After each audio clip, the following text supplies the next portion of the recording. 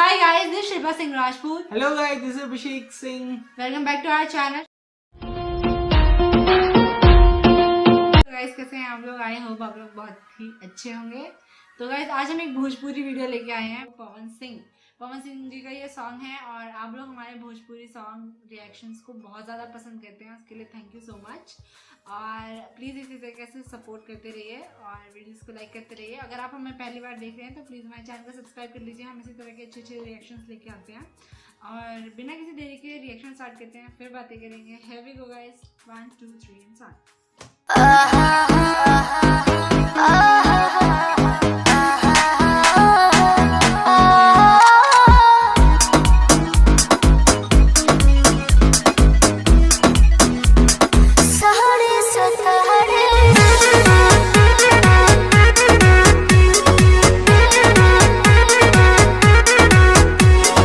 दिन भर के हम आइल बानी काम हो गइल शाम, कुछ कर इंतजाम हो। सुना तारू हो, बोली ना जी। हाँ। दिन भर के हम आइल बानी काम हो गइल शाम, कुछ कर इंतजाम हो। दही में दम रही तबे लड़ी गाड़ी, वो न चाहत कब याद राजा सहारे से तहरे, वो न चाहत कब याद राजा सहारे से तहरे।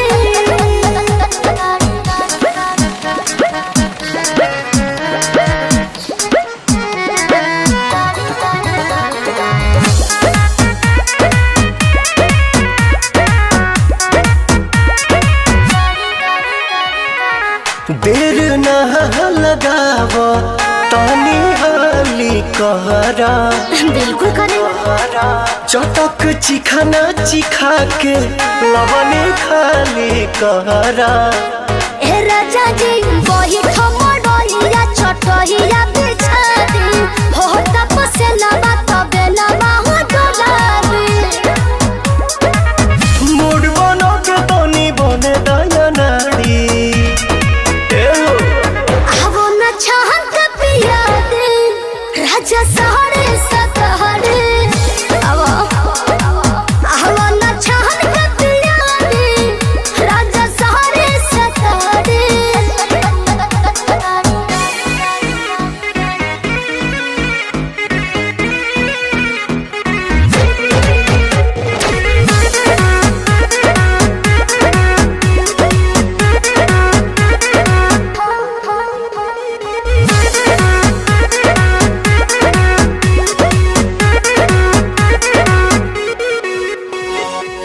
आज तो मिजाज मेहनत नरमी चाही, ए जी गरमी के दिन में गरमी चाही।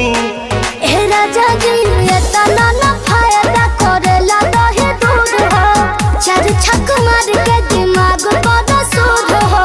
सुना पवन विजयो के दुख बुझा प्यारी,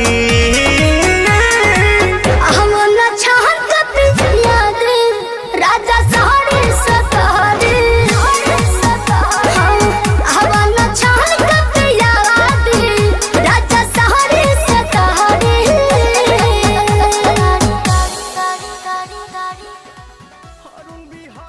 एक चीज मेरे को बहुत अच्छी लगी कि ये लोग डांस करते टाइम भी अपने एक्सप्रेशंस नहीं छोड़ रहे थे। मतलब वो जो एक्ट्रेस हीरोइन जो भी बोल सकते हैं, वो जो थी वो जब अपनी परेशानियां बता रही थी वो डांस भी कर रही थी। एक मेन चीज ये लगती है, एक्सप्रेशन भी दिखा। भोजपुरी सॉन्ग की खास बात भी ये है ना कि वो लोग कम्युनिकेट करते हुए गाना बनते हैं उनके, जैसे कम्युनिकेशन हो रहा हो ना, इधर से ये कुछ बोलती है। जैसे मुझे ये वाली चीज़ बहुत अच्छी लगती है, मुझे बहुत मजा आता है ये सब ऐसे देखने में। तो मुझे तो बहुत अच्छा लगा ये सॉन्ग और काफ़ी सारे लोगों को बहुत मजा आएगा। काफ़ी सारे लोगों ने इसको बहुत ज़्यादा पसंद किया है, बिकॉज पवन सिंह को पावर स्टार बोला जाता है और उनको बहुत ज़्यादा पसंद किया जाता है भोजपुरी सिनेमा में। और उनके सॉन्ग्स का सब इंतज़ार करते हैं बिकॉज वो एक बहुत अच्छे सिंगर हैं। सो मुझे तो बहुत मज़ा आया ये सॉन्ग देख के। मुझे भी बहुत ही ज़्यादा मज़ा आया। भोजपुरी सॉन्ग में अलग ही बात होती है जो आपको हिंदी सॉन्ग्स में भी नहीं मिलेगी। वही ना, अपने आप डांस करने लग जाओगे, वो वाला सीन होता है। सो गाइस, यही थी आज की वीडियो। आई होप आप लोग को पसंद आई होगी। वीडियो पसंद आई तो जरूर लाइक करना, शेयर करना, चैनल को सब्सक्राइब करना। हम फिर मिलेंगे इसी तरह की अच्छी वीडियो के साथ। तब तक के लिए bye bye, take care and stay in the guys, by.